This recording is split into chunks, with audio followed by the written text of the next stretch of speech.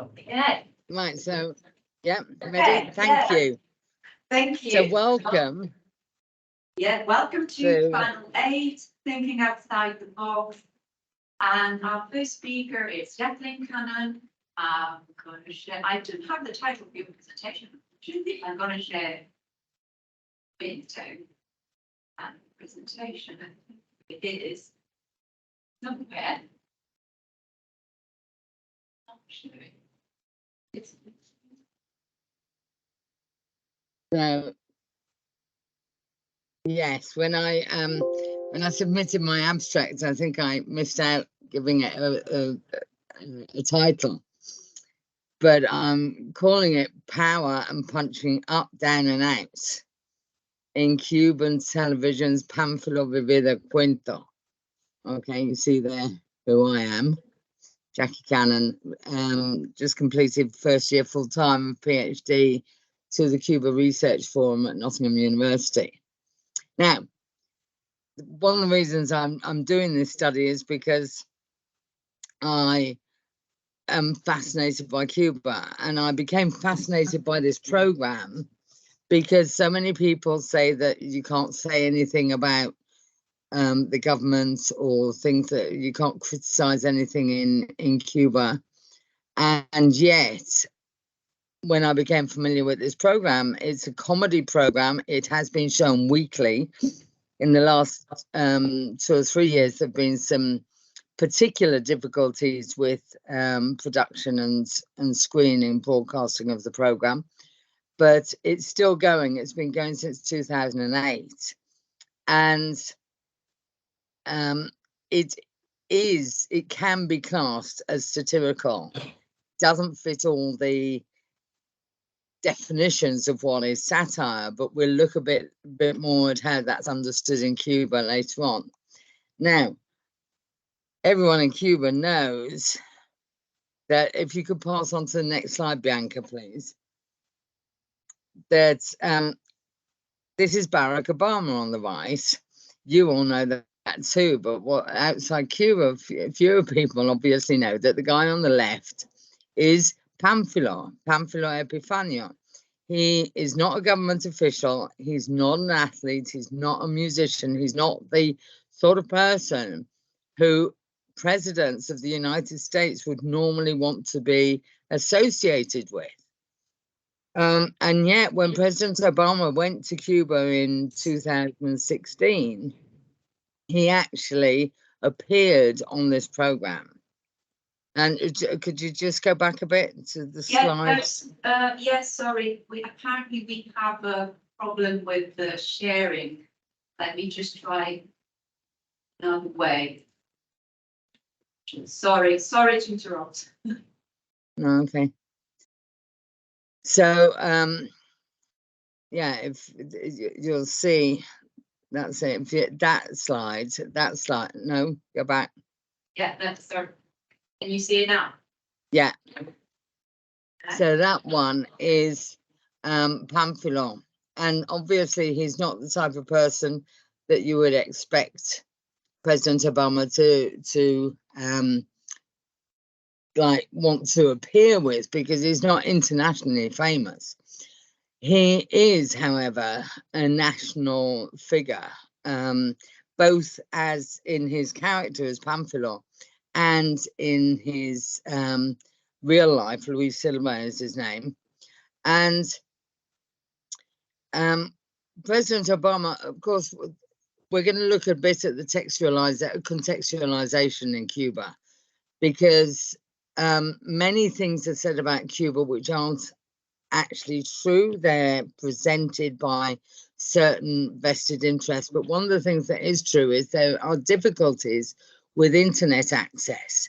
So although Netflix is permitted in Cuba, and Netflix films are often shown on TV, in fact, streaming is difficult because of the infrastructure for the internet. And so television is the main source. President Obama was well advised to be to appear on the Pamphilo show, because it was showing on Monday evenings at 8:30, and it was pretty much a national institution. And his advisors said, when we go to Cuba, we want to be where the Cuban people are, and where the Cuban people are is in their front room watching Pamphilo Vivida Cuento on Monday evenings 8:30. So if we can move on to the next slide, please. No, sorry, it was the previous one now. No, the previous one now. Could you go back, please, Bianca? So here you've got a picture. This is much of the action takes place in Pamphilio's living room. His sidekick on his left-hand side, as you look at his right, left-hand side of the screen, and on the right-hand side of the screen there, you've got one of the other main characters who is, they represent different parts of Cuban society in that Pamphilio is an older adult, so he's 78, 79. He's got a sidekick who's also a pensioner. On the right-hand side of the screen, you've got the carpenter who's self-employed and a younger ministerial worker who's also portrayed as gay. So if we go on to the next slide, again, you can see the image. It's all to do with, family being at home. So what the director says about Pamphilo is that he represents all the values, or at least most of those, that we Cubans are proud to uphold. He's honourable, he's honest, he stands for things working, he always standing for what's right and proper and for justice. So this is how the director has characterised him. If we go on to the next slide, we see a little more. He's a widower with no partner. He has no close family around, and this again, these are all features for many older adults in Cuba because of the level of migration. So even though people often do have children, the children have very often migrated to the US or to Spain or to many, many, many other places around the world. So Pamphilo subsists on his food allowance, and he hopes the kind of ration book, the basic food allowance, continues. And he's always on the lookout for ways of supplementing his income. This again is, very common for a lot of Cubans. So if we go on to the next slide, we go back to Obama. When you've got if you go on to the next slide, please, Bianca. Yeah, so it was created in that before Obama arrived, Pamphilo actually phoned the White House to find out what the weather report was going to be, because he knew that Obama's trip was planned. So he phoned the White House and said, well, I want to know what the weather's going to be, because this was his concern. But how it was structured, it was so he was in contact. It was Obama that received his call, and it was actually, understandably, Obama's staff who contacted the program initially and asked to have an appearance on there. Now, what they did during the program is Obama actually filmed with the cast, and they sat down and played a game of dominoes. And that's a very Cuban thing to do. And but the game stopped when the two ends, one was a double six and one was a double two, and there was no way anyone could play it. And that was what they call that's like blocking the game. And how they finished that little sketch was, well, there was the block of the 6 and the 2. Very understandable for Cubans, because 1962 was the year that the blockade was introduced by the US against Cuba, and 60 years later it's still in place. But it was very interesting, if we go on to the next slide, to see the reaction to Obama's visit from within Cuba and the reaction from outside. So one of the things they say is nothing about the episode is explicitly critical. And here that we'd have to be looking at punching out and being explicitly critical of the United States, because it wouldn't have been accepted. Pamphilo never makes any political comment, overtly political comments, overt. No political actors or government institutions are ever mentioned, but the joke suggests a double meaning that someone outside of Cuba would struggle to understand. Someone who doesn't speak Spanish would also struggle to understand it. And even if you do speak Spanish, if you don't know Cuba, it would be very difficult to capture because of the colloquialisms and because of the cultural memory and the history that Cuba and Cubans almost have integrated into their psyche. They don't need to be reminded of certain things, of course. So if we go on, there was another quote about that particular program. It says, although funny, no jokes throughout the show is explicitly political to the extent that the Spanish-speaking viewer unfamiliar with Cuban life can identify it. So they wouldn't even find it funny most times. And that caused a bit of a dilemma in that, you know, for the US advisors, government advisors, they were very happy to be part of the most popular Cuban television program. But there was a little bit of we're going to get our jokes in. We're going to have our little attack. So it's like when it's very highly culturally what's the word? Context, you know, the cultural content is very defined, then it's very, and given that outside the country a lot of people wouldn't recognize the humor, it did allow them to include a few things which were critical of the US. But if we go on to the next slide, what we have to remember is the, I think that's one I've already done. If we look at the contextualization slide, the next one, we you know, we have to bear in mind that in Cuba, Cuba gained independence from Spain in 1898. There was the Spanish-American War, which, you know, whereby the Americans, the US, came in and said, right, we're going to protect Cuba from any further incursions by the Spanish state, which Cuba was already convinced there weren't going to be, because you know, the Cubans had fought very hard to get rid of the Spanish. The US had come in as peacekeepers, which they liked to do. Despite never keeping peace. It was at that stage in 1902, they negotiated the agreement whereby they occupied a part of Cuban territory, the Guantanamo Bay, which is they're still occupying. It was an agreement which was supposed to be for no more than 28 years. And nearly 100 years later, after, well, let's say, in 5 years' time, it will be 100 years after they're supposed to have left, that they're still there.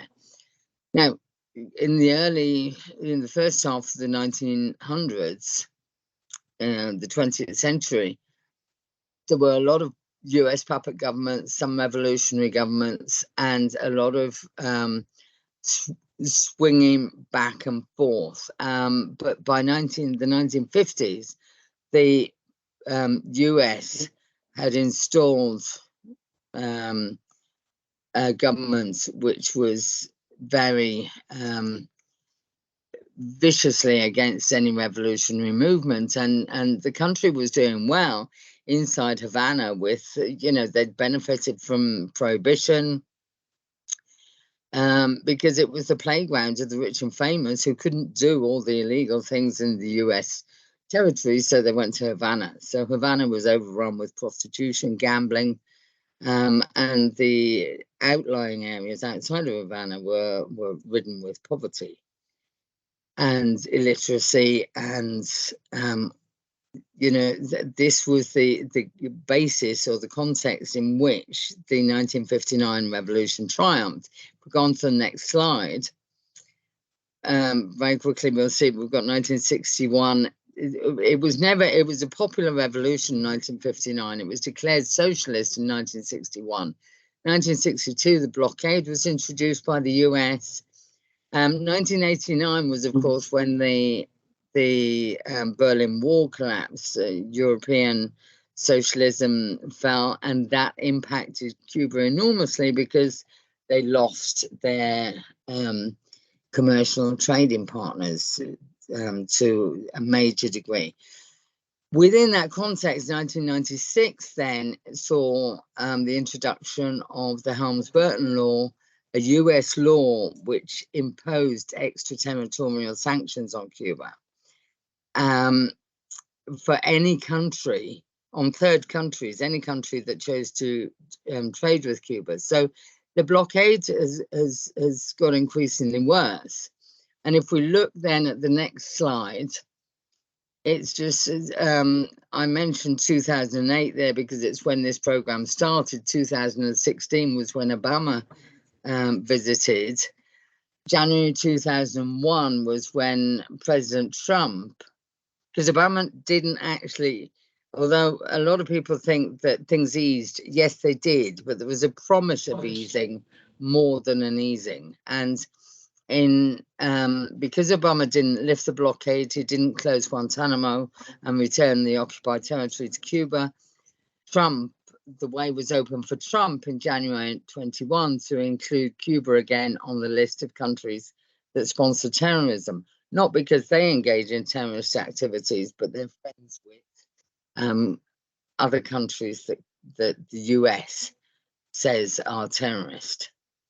During the COVID pandemic, Cuba suffered greatly because they didn't have access to a lot of equipment that other countries had, and the US tightened the blockade. Trump's government tightened the blockade by buying out companies that would have been able to supply them with ventilators. Throughout all this, pamphlet vivida quinto, they actually kept going. And during COVID times, they created the program where they couldn't get together because it was all the isolation, but they'd record, each one of the characters do their makeup, record their kind of scene, they'd circulate emails and whatever, and then they'd record their scene using their own camera on their mobile phone, and then there'd be a runner who'd go around to each of the actors' houses, pick them up and be taken to the editor. And it was extraordinary the efforts they went to, and partly as a result of seeing themselves as a service to the people, that despite all this chaos and confusion and fear and everything else that was happening around COVID and the isolation, that people were still going to get pamphlet delivered into their homes on a Monday evening, and they did that.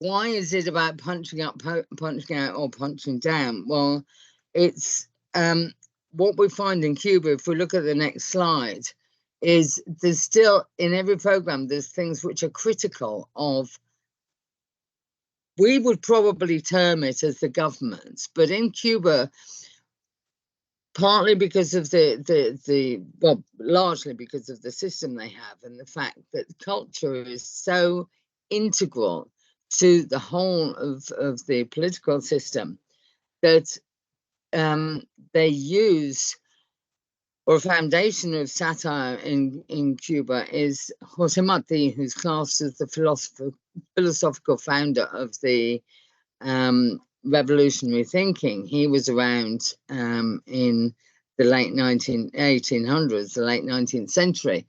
And he said, humor is a whip with bells on the end.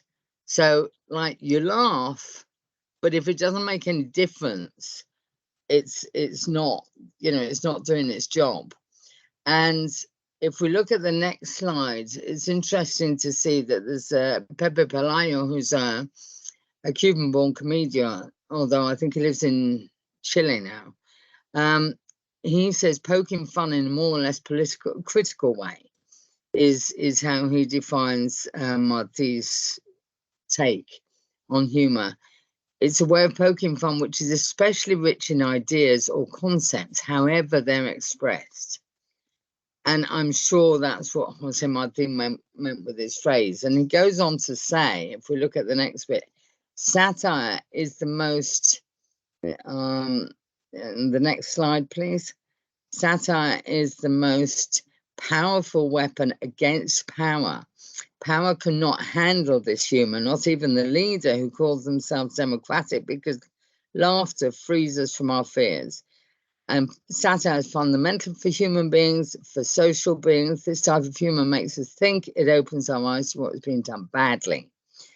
And earlier this year, I've seen various interviews by the director of the program, and his view is that if people watch the program on a Monday evening and they're not called to action, if you like, on a Tuesday to be alert for the things that don't work, the people that are mismanaging or engaging in even small scale corruption or pilfering, then they haven't done their job. So it's not a public service broadcast, but because of the revolutionary system and it being a nationally produced program, part of its function is to engage the audience in taking part from their kind of civic duty perspective.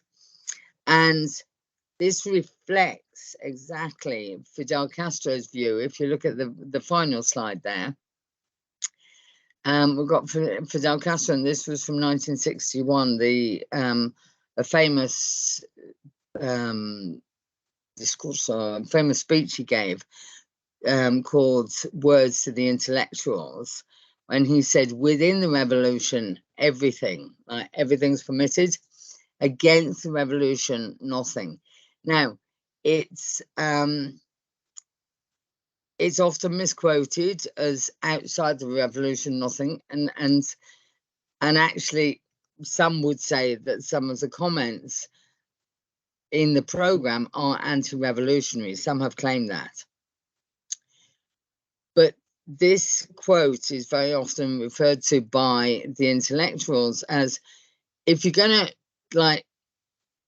go against the revolution, then it's not going to be acceptable. But if you're going to criticize the revolution from a standpoint of we need to improve, then everything's acceptable. And that is the philosophy. And earlier this year, I had the privilege of meeting one of the advisors and interviewing one of the advisors to the program. And when I used the word satire about it, she said, no, it's not even satire. It is a denouncement. So the program, its function is to denounce what doesn't work in society and have everyone notice what doesn't work and therefore be involved in its constant evolution and progression and improvement. So I know it's probably totally unfamiliar to most people. There's been very little written about this program, but I really thank you for listening, and I'll look forward to any comments, questions, anything you've got to contribute. Thank you.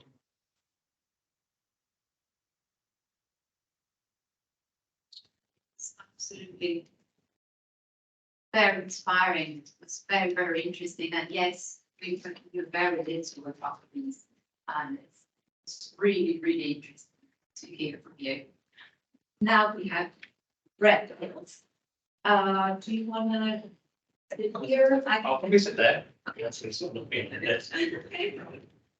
But I'll leave your back. That's all right. So I'm not having the other back. Yeah.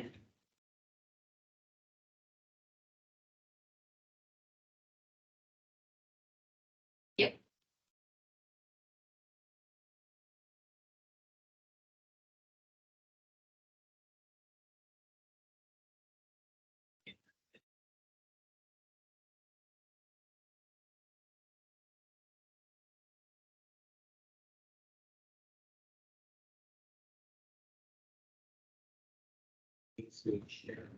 Yeah.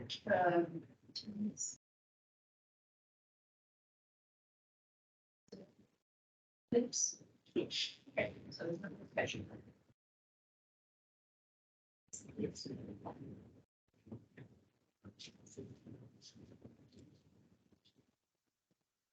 That being clear, can I check that you can see that?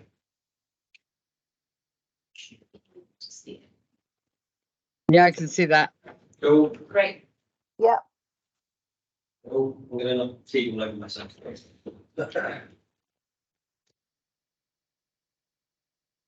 Okay. Let's get this up. So, public service broadcasting and the animal public. So, I'm starting from the assumption that public service broadcasting, or probably called PSB from now on, is something routinely understood in our field as a good thing.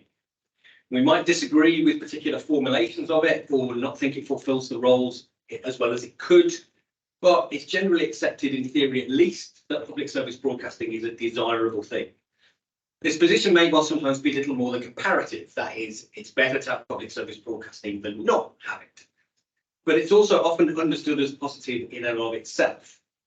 And the concept circulates within discourses that similarly are usually read positively, such as its relationship to democracy and informed citizenship, holding power to account, and in a UK context, that old kind of Reithian idea of inform, educate, and entertain. And so this paper sits within that tradition. I would fight for public service broadcasting as much as anybody. But I do want to indicate some problems with public service broadcasting that result from anthropocentric, that is human-centric, ways of thinking about the world.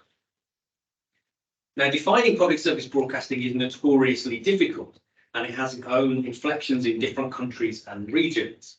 And in attempting to give some sense of the idea, having Scannell, it's cool, offers these central ideas. That public service broadcasting is broadcasting as a public utility. It functions, thank you, as a cultural, moral, and educative force. It serves to promote social unity. It's broadcasting for the whole population. And in its focus on universality, public service broadcasting brought into being a radically new kind of public, one commensurate with the whole of society. So, Paddy Scannell's analysis here largely focuses on the UK's idea of public service broadcasting. And of course, there isn't space here to cover all the different ideas of it across the world throughout history. What I want to highlight here is that last point of universality. Scannell argues that public service broadcasting did not and does not just serve the public, but brings into being that public via the mass communication possibilities of broadcasting. The question can be asked then, who is included and excluded from that notion of the public, and therefore what is constituted by public service broadcasting as the whole of society?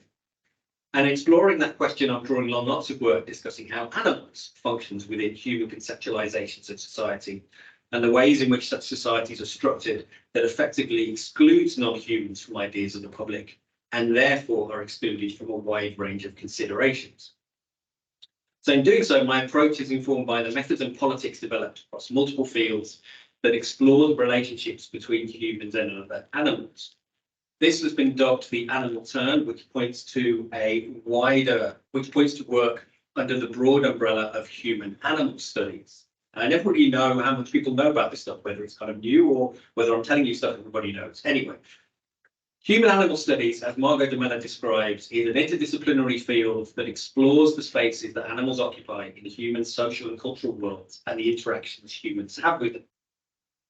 A key assumption here is that animals are entangled within the consequences of human decision making. When human societies make decisions about, for example, where to build, what to manufacture, what kinds of transport to use, what to eat, they are making decisions which have impacts upon animals. And some of these interactions might be very obvious and visible, for example, how humans treat their pets, but others may not be so immediately visible, such as environmental impacts upon animals' habitats that human activities have. What I'm indicating here is that there are power relationships in human-animal interactions, with animals largely suffering the consequences of human decision-making, which typically prioritizes human needs. Because of this, human-animal studies argues that Human-animal studies argues that much of human society is based upon the exploitation of animals to serve human needs. There are obvious ways in which this happens, such as the use of animals in factory farming for meat, milk, and eggs. But there are subtler ways this takes place too, which I'm gesturing towards in this talk. A TV study's approach to thinking about animals might, for example, examine how animal representations continue to this exploitation. That is, when and how and for what purposes do animals appear on television, and how does this contribute to human-animal power relationships? One of the ways this takes place can simply be through the normalization of humans as the primary or sole focus of interest in broadcasting. And what I'm suggesting here is that public service broadcasting, which defines the public only in terms of the human, and which normalizes the idea of a human-only public, is an instance of this kind of exploitation. What I'm pointing to here is human exceptionalism, which Donna Haraway describes as a culturally normal fantasy. That there might be something exceptional about humans is typically evidenced by humans through reference to things like human language or human scientific and cultural achievements or notions of consciousness. Indeed, any characteristic which many humans argue belong only to humans, or to humans to a greater degree than non-humans. Now, there are long-standing and complex debates about whether any of these things truly do only belong to humans, and if they do, the extent to which this matters. And for this human-centric perception to be culturally normal, there must be processes that reproduce it. And so humans produce culture which has the effect, whether deliberate or not, of reinforcing ideas of human exceptionalism. And my argument here is that public service broadcasting is one of those processes, for it defines the public as solely human and produces programming that says to the audience, you are exceptional. In that sense, public service broadcasting can be understood as a definitely humanist project. Many histories of public service broadcasting have argued that it was no accident that it was created at a particular period in history, given this was a time when humanist ideas were informing politics and understandings of culture. Again, while defining humanism is complex, one way it can be understood is that, as Tony Davis summarizes, each of us lives our humanness as a uniquely individual experience, but that experience we are asked to feel is part of a larger, all-embracing humanity, a human condition. Humanism thus negotiates the desire to foreground individualism, which is so key to ideas of the human, with an appeal to a collective similarity. And this similarity is not only understood as a biological or cultural fact, it's also something that societies can work towards. Humanism is thus a cause and effect of ideas of the human condition. Importantly, notions of the human can only be meaningful if there's an opposite to contrast it with. And many animal studies scholars argue that this is a role that animals are called on to play. Animals are not human, that helps define the human. The consequence of this division is that animals do not have access to rights and protections which are predicated on membership of the human category. Now, this humanist project is evident in how public service broadcasting is typically defined and organised. For example, the BBC has a mission, values, and public purposes, and the 5 public purposes are listed here. The first 2 point to the humanist projects of education and information, situating viewers as citizens engaging actively with the world. The third points to notions of quality and distinctiveness as markers of human exceptionalism. But it's in the last 2 that the negotiation of the individual and the collective is made clear. Here, the differences within a country like the UK are acknowledged, while at the same time, there's a clear assumption that there's something ineffably unarguable about the constitution of the UK, such that it can be displayed to the world via broadcasting. Taken together, these purposes crystallise a human ideal and situate broadcasting as a tool that can both evidence and recreate its significance. The principles outlined in these purposes point to a key idea that's relevant to thinking about animals as members of the public that could be incorporated into notions of public service broadcasting. And that is, and this is a key point, that the public is not the same as the audience. One perfectly logical rejection of the argument I'm making here could be, look, Brett, this is really silly, because animals don't watch television or listen to radio, so they can't be part of the public that public service broadcasting is made for. To be clear, arguing for a multi-species notion of public service broadcasting is not to argue for programs to be made for animals, even though, as an aside, there have been attempts at this, if anybody's ever watched dog TV, and it is clear animals respond to audiovisual material. So I'm not arguing in terms of programming because the public is not the same as the audience. Notions of the public typically include you, even if you do not partake in the services justified by that notion. You are a member of the public conceptualized by, for example, a public library, even if you never use that library. Public national health systems similarly usually conceptualize everyone, by which I mean every human, in that nation as served by that system, even if not everybody uses them. Indeed, most public health systems would quickly collapse if every member of the public drew one. Similarly, the fourth public purpose of the BBC states the broadcaster will reflect, represent and serve the diverse communities of the UK's nations and regions. And this applies irrespective of how many members of those communities actually watch or consume any of its output. Now, to be sure, the BBC would love it if as many people as possible engage with its programming, and its status as a public service broadcaster is dependent upon it evidencing that much of the population do indeed consume. But given its intention to reflect and represent persists, irrespective of whether those reflected or represented actually consume those reflections and representations, the public here encompasses a larger community than simply the audience. And I could, of course, be cheeky here and note that the reference to diverse communities in public purpose 4 does not actually state human-only communities.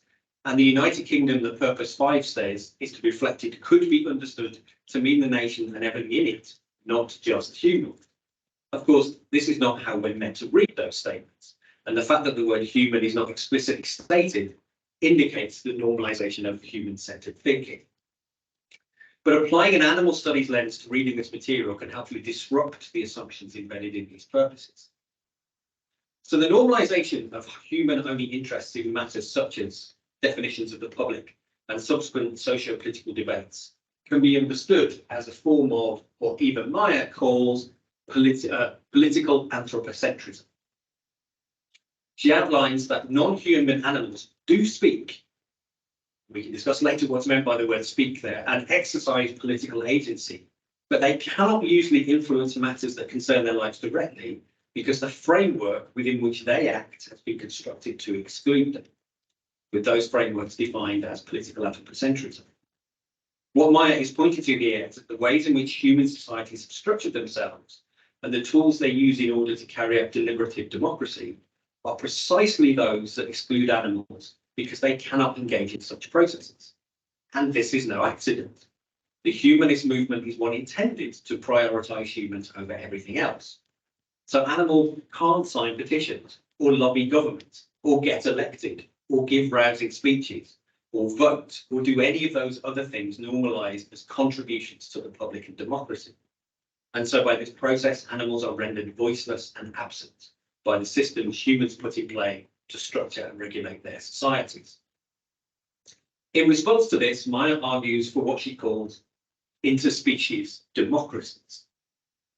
She argues that we need to explore how existing democratic practices can be expanded to better include animal agency and to search for new procedures, institutions, and encounters to further develop interspecies political processes and frameworks. Democratic processes repeatedly reflect on how they might be more inclusive. This has often been in response to criticism of their exclusionary nature, centred on human social categories such as race, gender, age, class, disability, and so on. Democracies continue to ask how younger people, that is, those below the voting age, might better be able to contribute to their processes. While this examines democracy as a whole, the argument I'm making here intends to link this to public service broadcasting, especially given public service broadcasting is usually understood as being able to contribute to the successful functioning of democracy. So while there's a much larger question here that might suggesting about broadening democracy out to beyond the human, public service broadcasting might be a productive exemplar of this in action.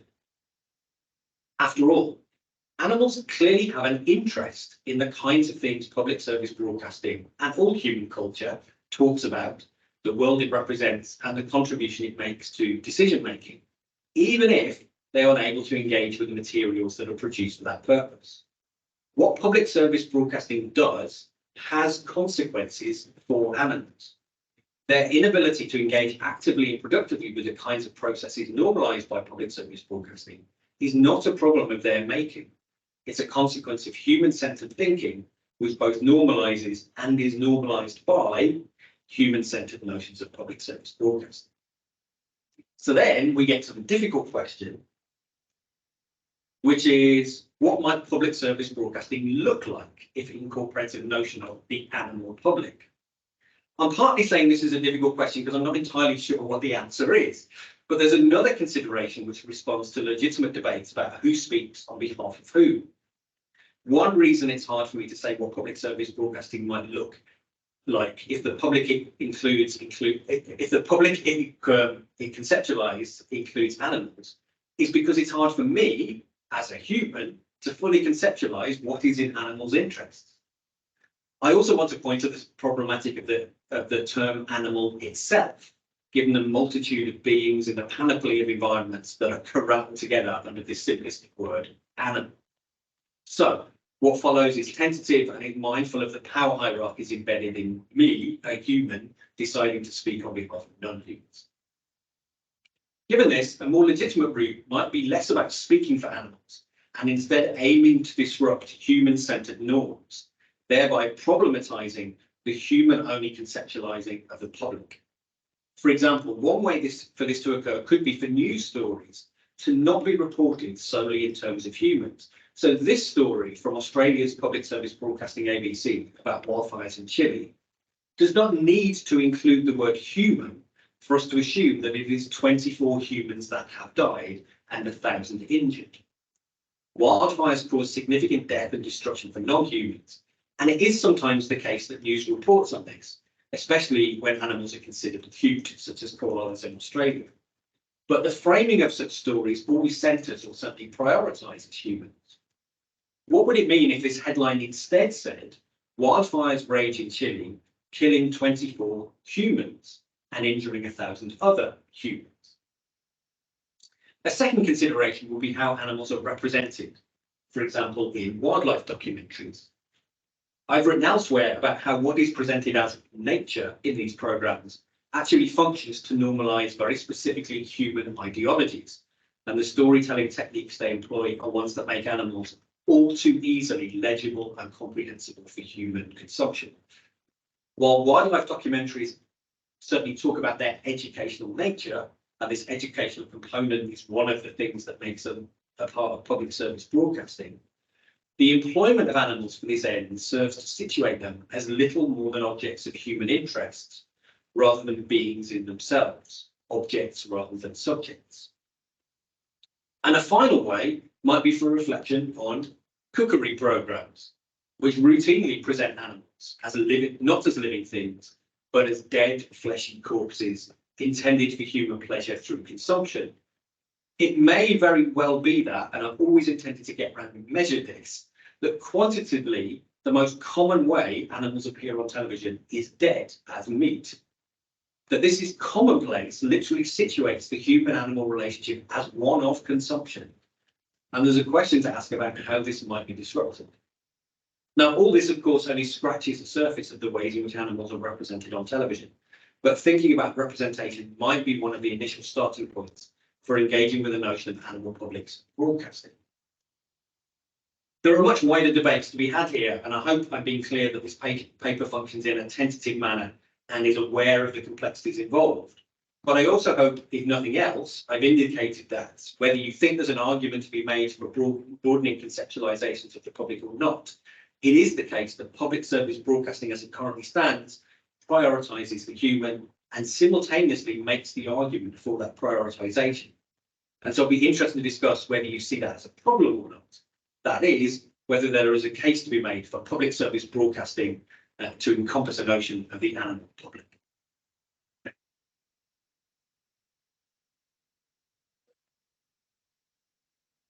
Thank you very much. Absolutely fascinating. Every bit of it. It's quite difficult to take notes for potential questions because you actually anticipated the answers to all my questions. So I'll probably start to ask our public, if you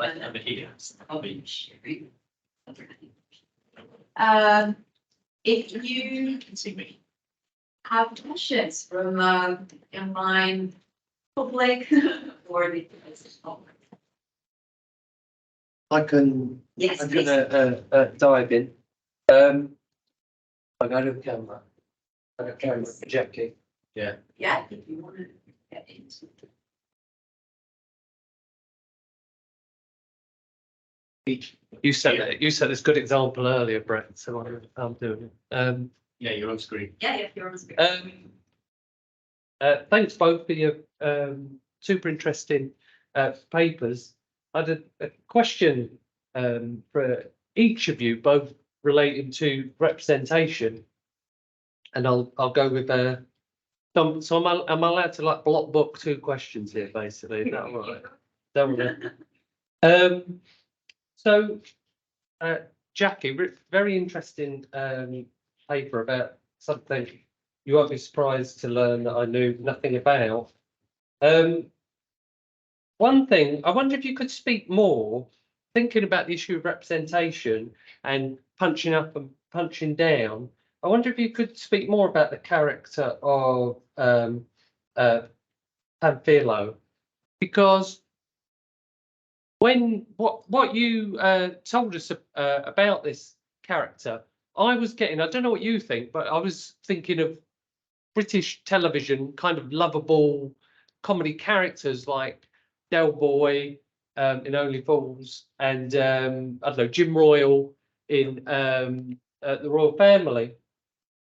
And I find with those comedy characters, I sometimes, and I don't think I'd really have an opinion on this, but I sometimes think, well, is this character an object of derision, or are they speaking to wider, social issues? And sometimes I think both things are happening. So I guess what I was going to ask you is the character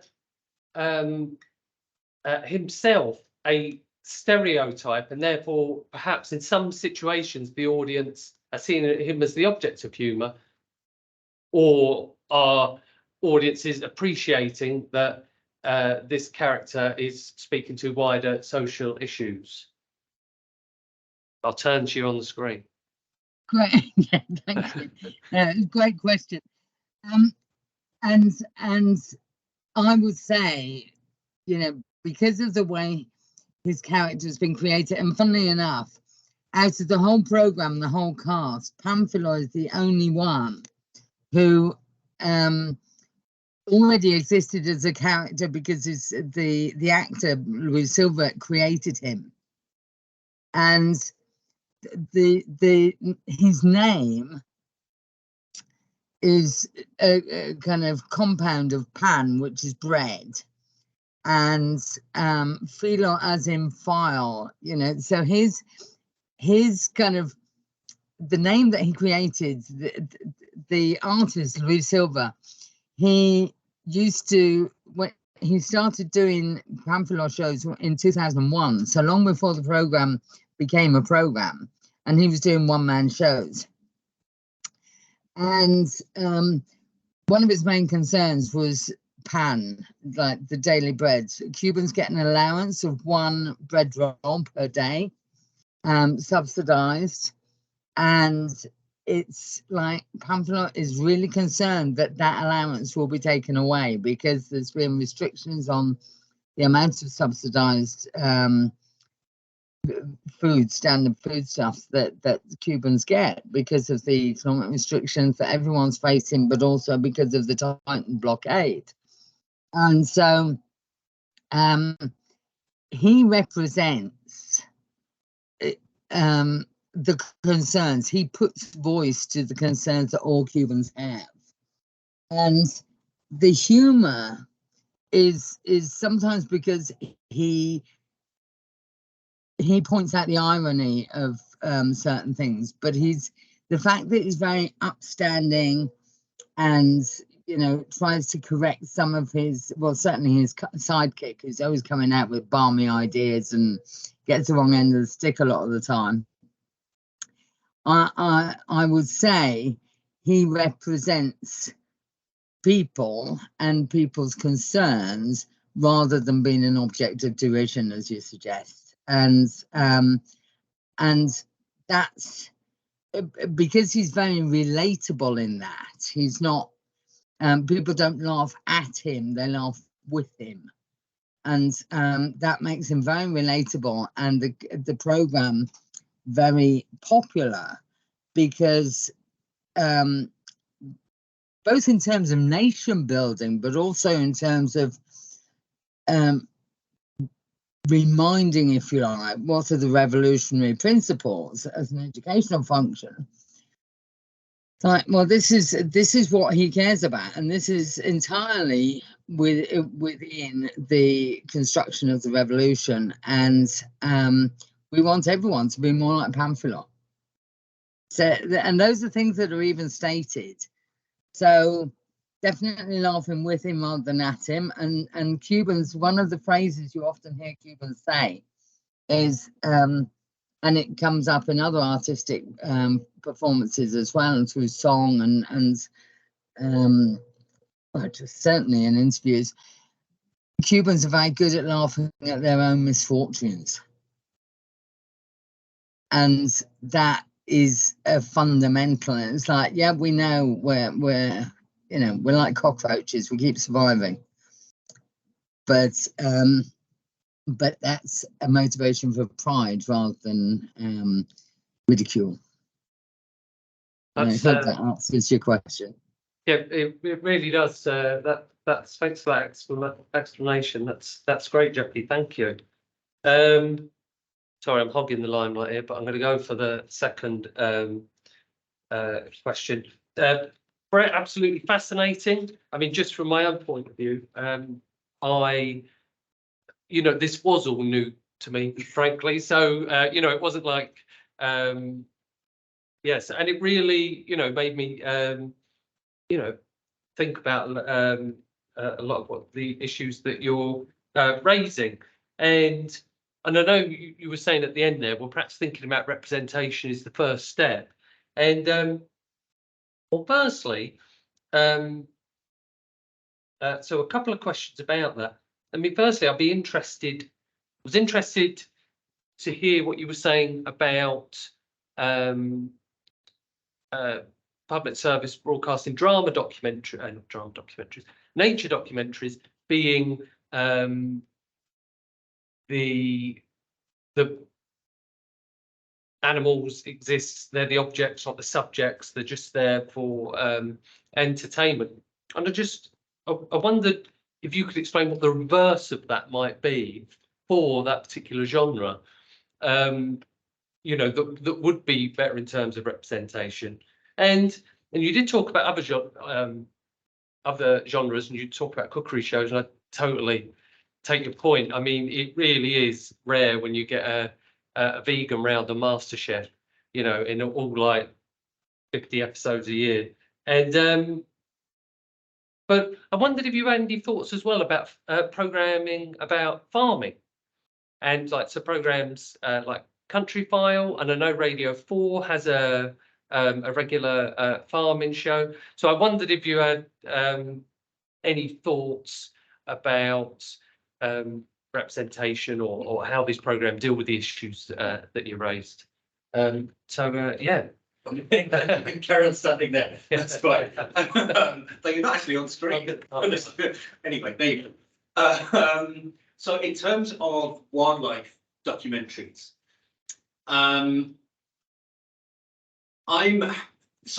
it's a key thing is the ways in which animals are chosen to be represented, and a key component is storytelling and the ways in which animals are kind of required to conform to particular kinds of storytelling. And it's interesting that very often the key component, that the kind of landmark moments in lots of wildlife documentaries are actually those kind of moments which align themselves with forms of storytelling that exist in other genres. So there's a very famous racer snake sequence. And that aligns itself absolutely perfectly with the form of storytelling from action cinema and all that kind of stuff. And so it's the ways in which animals are taken and the notion of narrative is imposed upon them. When actually I'm wondering whether the disruption of narrative, and you know, there is kind of art house cinema which does this, which instead just attempts to kind of capture mood and cover a larger period of time, rather than to say, okay, here's a set of actions which have a beginning, cause and effect, end, and therefore we can comprehend this stuff. If I'm allowed to do a kind of quick anecdote that connects to all of this, a couple of years ago, I saw a talk by a producer for a David Attenborough documentary. And he talked about, and it was kind of funny because obviously everyone in the room was actually loving him because he makes wildlife documentaries, and I was sat at the back going, I don't like you. Anyway, he talked about how they had gone into, I can't remember where it was, a jungle somewhere, and had managed to film a particular species of monkey that had never been filmed before. And they were there for weeks and weeks and weeks filming it. And he said, but it never did anything that we could turn into a story, so it wasn't in the final documentary. So this animal was made absent because its behavior did not conform to the kind of way in which they look at it, that, okay, we can make a story out of this. And so you get into this kind of real problem of kind of what is represented and what isn't. And when you see interviews with those, they're constantly talking about story. How do we make a story? How do we make a story? So I'm worrying about that, the collapse of narrative and the ways in which narrative is a human imposition on the ways in which the world works. Storytelling is an process of inclusion and exclusion, beginning, middle, and end. That's not actually how life is. We impose that upon it, and we impose it upon animals. You then asked about farming. That's slightly difficult because I don't watch Country File because it's farming. but there's an interesting set of debates about Country File, and it has been criticised by lots of animal studies scholars precisely because it typically depicts this very idyllic notion of farming, which is local farms, an individual with a number of cows or whatever. And so that kind of very bucolic notion of farming, which the farming industry around the world attempts to present itself as, rather than mass production, massive slaughterhouses with thousands, and if you know the ones in America, tens of thousands of animals stuck in it. And that's not the version of farming that we're nice to talk about. Country File's kind of interesting because they've started to explore some of that a bit more and try and engage with those things. But anytime they do, and it's interesting because that connects back to public service broadcasting, anytime they do, they get criticised by the Farmers Union and so on as being anti-British, as not what a public service broadcasting should do, and all that kind of stuff. And so it would be interesting to see how that kind of develops, because I have seen, as I say, on that programme, they're starting to think about those things and acknowledge ideas of, but interestingly, typically what they do is try and depict alternative, better, in inverted commas, forms of farming, rather than saying, killing animals or using animals for products is problematic in itself. It's how can we make this process better? But yeah, I'm aware it's a program I need to kind of look at more. That's really interesting. Really interesting answers. Thank you. And thanks, Jackie. I'm going to go back. Hi, I'm Anthony.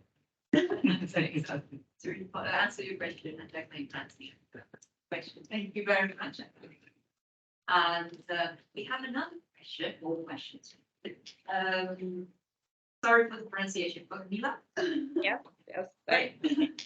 Okay, so I have a question for Brett, and thank you very much for this thought-provocative paper you present here. I think it connects well with this not anthropocentric humanistic, this turn we are experiencing in social sciences. And I wanted to ask, because you focus on animals, what about other species like plants or material world? Because I participated in a lecture about plants, the sociology, social theory of plants, and they claim that the animals are privileged in our culture and we don't talk about plants. So if you are talking about farming, for example, you talk about animals, what about plants? And how we could embrace nature into your framework. Okay. Okay, that's the question I was hoping nobody would ask. So thanks for asking that.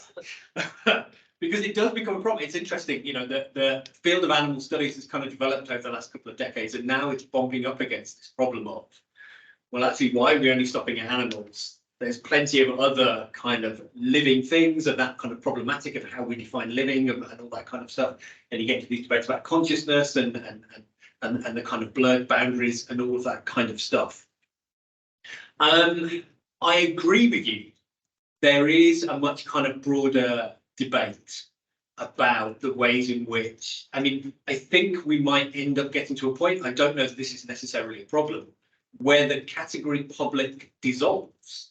That actually, once you start kind of saying, because the public does have this conception, the notion of the public does have this idea of individuals and then a community made up of individuals.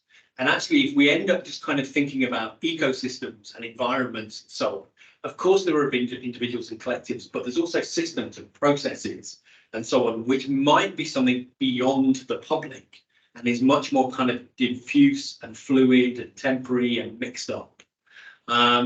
And so therefore, the notion of kind of the public falls apart. Part of the reason why I kind of took this route is there's lots of debates in animal studies about the extent to which you kind of need to be absolutist about your politics, or an awareness that a lot of these debates are difficult. So do you be pragmatic and say, here's a small step? And so I agree with you, but I think I might also be being pragmatic and going, okay, maybe there's a way in which there's the argument about animals, there's a small kind of logic that I think some people can grasp onto, especially if you start talking about pets and those kinds of things, which gets us somewhere, from which we can get to somewhere else, from which we can get to somewhere else. And then the other component connected to that is that, I mean, it's funny studying all this stuff, you kind of get dragged into the science of it, which I'm slightly reticent to do, because I think there's humanities frameworks that are legitimate here. But as soon as you start talking about animals, everyone starts asking you about the science. And those debates about plants and moving beyond animals, I don't know the science well enough. So I sort of don't want to go there. So again, that's a very kind of pragmatic response of the humanities is engaging with that. And I think we have a right to kind of do that. But you inevitably get asked about, I say, scientific understandings of that material, which requires me to go and look at all of that stuff. So thank you for asking the question I didn't want. But it's exactly the right question to ask.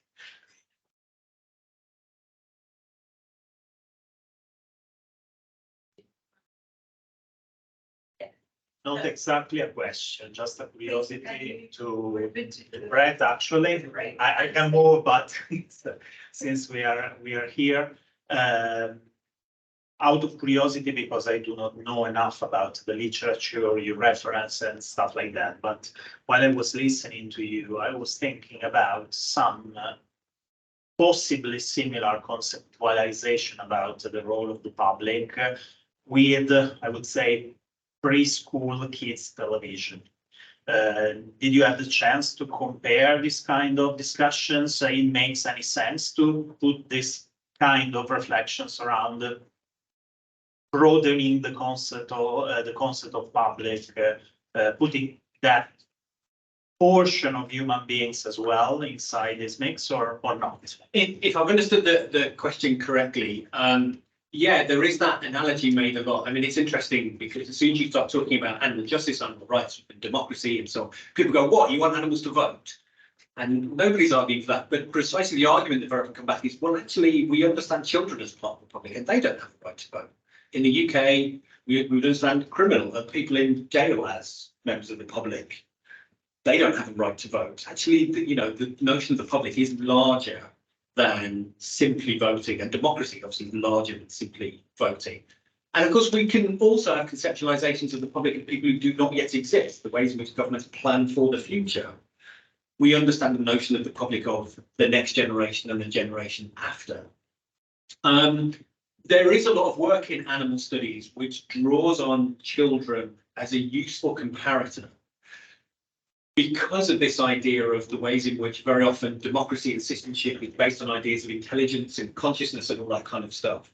And that there are particular animals, if you do those intelligence studies, where you can say, pigs have the equivalent intelligence of a 3-year-old human, blah, blah, blah. So there's a lot of uncomfortableness about that as well.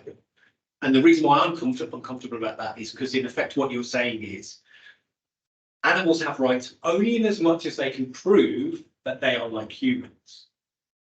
When instead we should be saying, okay, do we need to change the ways in which we conceptualize access to those rights without proving that you're like a human? However, again, in pragmatic terms, it's a really useful argument. And I found when I've talked about this stuff, people go, this is ridiculous. When you talk about animal stuff generally, talking about children becomes a really useful way. And similarly, I said in the talk about the problems of speaking on behalf of. But actually, we're comfortable in society about speaking on behalf of children. Of course, we also try and, depending on the age of a child, to allow them to speak as well. But parents and whatever, speak on behalf of children all the time. And we kind of understand that as a reasonable idea. How do you understand the political ideas of a 6-month-old baby? We can't, so we speak on behalf of. So again, it's a useful kind of framework, but there's some uncomfortableness about doing it because of this. Animals get rights because they're like humans, and that's not a thing that they should have to necessarily prove. And that connects actually back to the plants question and trees question that you asked, because that's one of the ways in which proving those forms of intelligences and behaviours is very difficult for plants. And so if you kind of adopt that process of going, if you can prove that you're like a mini human, then you get rights or protections. That doesn't work from my understanding of the science for plants. So that's a problem. And if you want to kind of protect broader kind of ecosystems, then actually you need to start abandoning the human and decenter the human. Any other questions? Do you have any questions? I'm going to ask you both a question. I'll start with that. I start with Jacqueline. I'm generally quite fascinated by the concept of satire as a weapon, because I think it's both a very playful ground in which, again, play against institutions, but also quite unstable and sliding. And I was wondering if in the case of the Cuba TV production, if you have reflected or thought about how it has adapted to the shifts in power, so from Spanish to US and going through the revolution, and if it could, I don't know, I'm asking because I don't know anything about that. So I'm just curious about was there a way to for satire, had it served the revolution in a way? Were there TV productions, TV shows, or I don't know, you tell us if you know anything about it. Thank you. Yeah. So satire, or what I generally understand, so what I understand by satire is perhaps not what the main strands of humour literature and human researchers talk about. So I have spoken to, you know, and read quite a lot that tends to think of satire as punching up, and punching up against the political elites, the political leaders. And in Cuba, on account of the different political structure and system, it's never served that particular purpose, or generally hasn't served that particular purpose.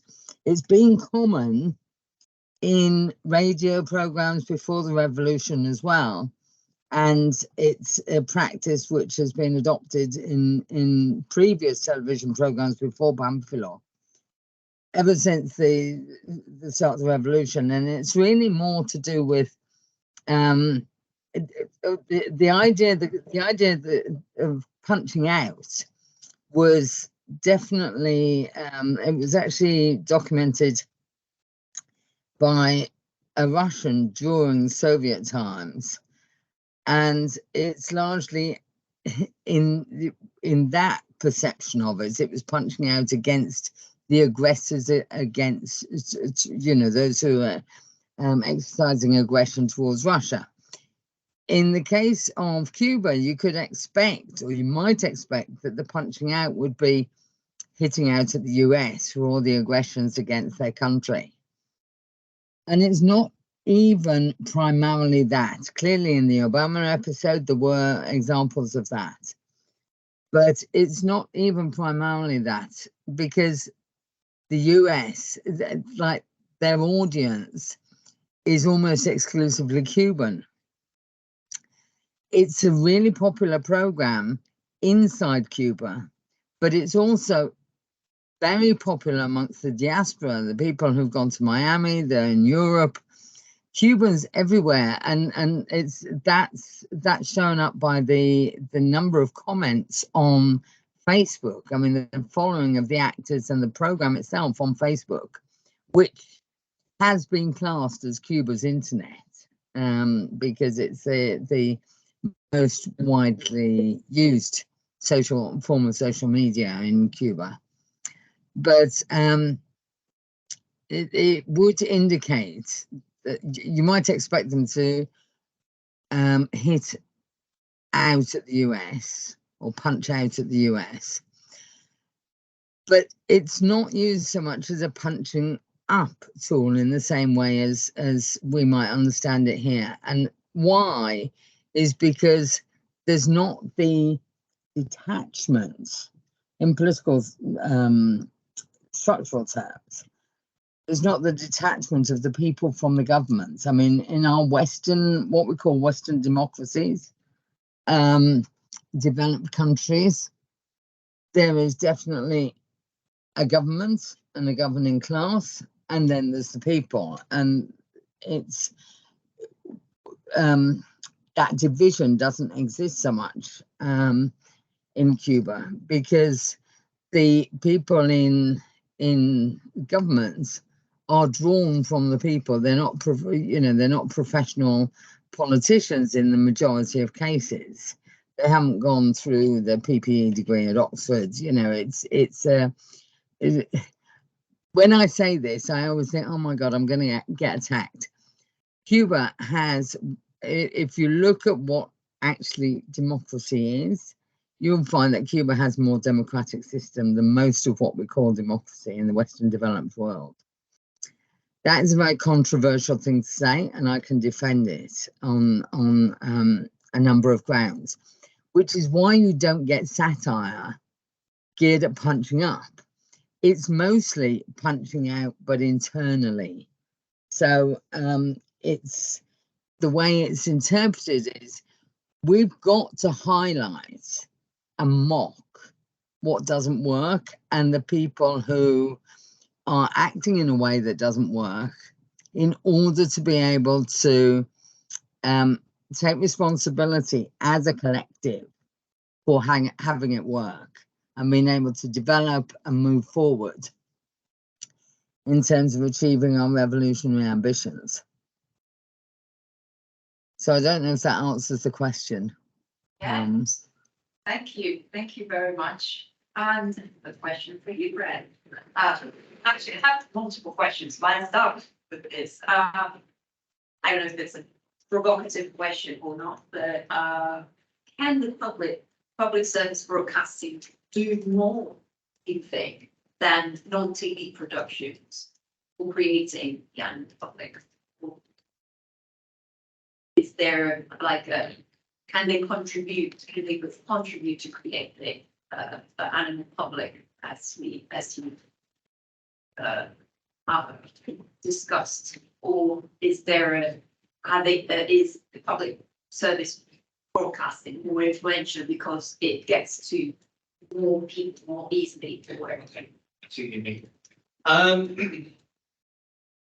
mean, I think it could.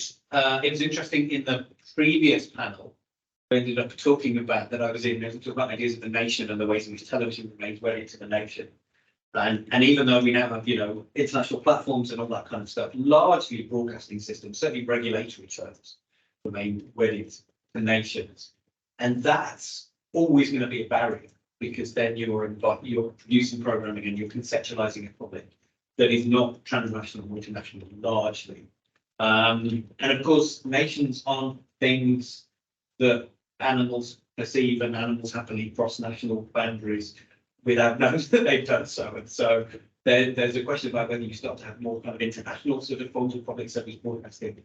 The other thing would be, and this is when Sir Claire, who's just left, who works here as well, Centre for Human Animal Studies, always asks me the question about, well, how could things be better? You're always criticising things. What could we actually kind of make? And I always worry about the argument. The problem I always come up against is broadcasting in terms of radio is about sound and television is about images and sound. And so they prioritise two particular senses, which are the primary senses for humans, but they are not the primary senses for the vast majority of beings on the planet. And so just the very technology that we use and the idea that we communicate the world through images and sound is a human-centered way of understanding the world. Now, I don't know what that means when you have to start making television that smells or vibrates or does whatever. That's kind of slightly bad, but might be worth kind of doing. Actually, there is a history of that. Cinema has done those things. So you sort of could. So there is something, I think, embedded in the technologies themselves, which we normalize as this is how you understand the world. You take images of it and you record sounds of it. When actually disrupting those kind of sensory relationships with the world. But again, that's kind of a mad suggestion that I say to the BBC, can you stop producing smells, please? So they don't lot.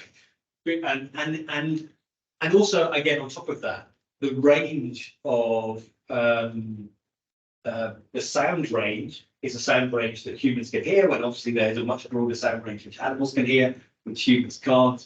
Similarly for imagery. So do you say to the BBC, can you, which I'm pretty sure I read somewhere they've done, they did some radio once, not that long ago.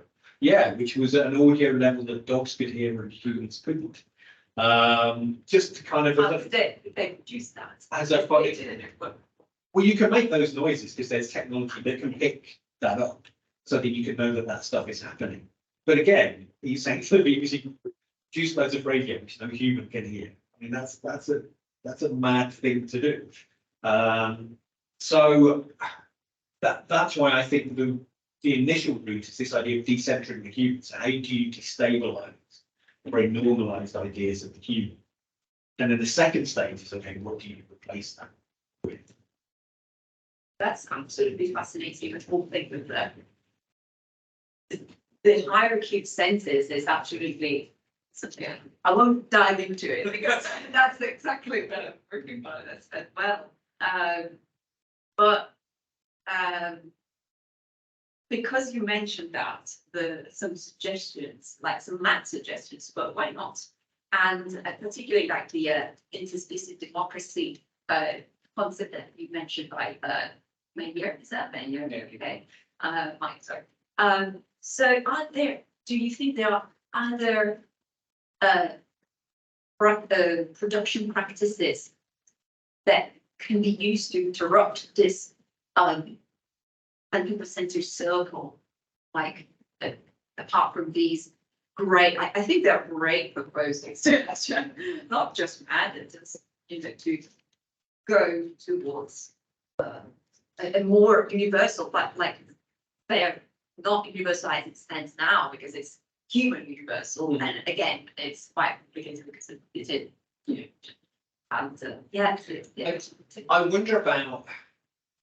So there's an article I wrote over 10 years ago now about wildlife documentaries and issues of privacy and humans' right to film animals, which caused a bit of a storm in the press, and I got hate mail thinking about that. People say this is bloody ridiculous.